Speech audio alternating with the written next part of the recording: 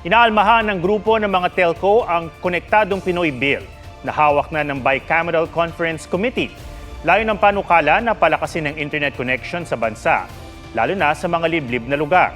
Sa ilalim nito, hindi na ire-require ang mga nais maging internet provider na makakuha ng legislative franchise o prangkisa mula sa Kongreso. Ayon sa isang grupo ng telco, hindi sila nakonsulta rito. Dito patas dahil pinahirapan daw silang makakuha ng legislative franchise, nagsisilbi rin daw nilang proteksyon.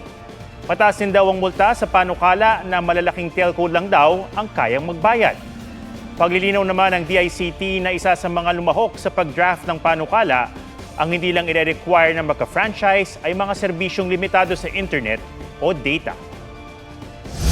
They went all through that process. After a few years, ito na sasabihin na okay, hindi na tayo kailangan ng franchise. So natanggal yung requirement na yon o yung safeguard na yon.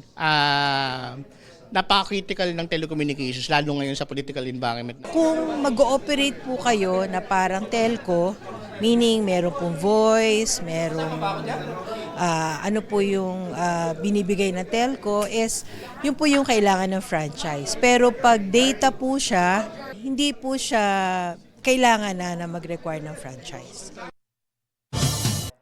Huwag magpahuli sa mga balitang dapat niyong malaman. Mag-subscribe na sa GMA Integrated News sa YouTube.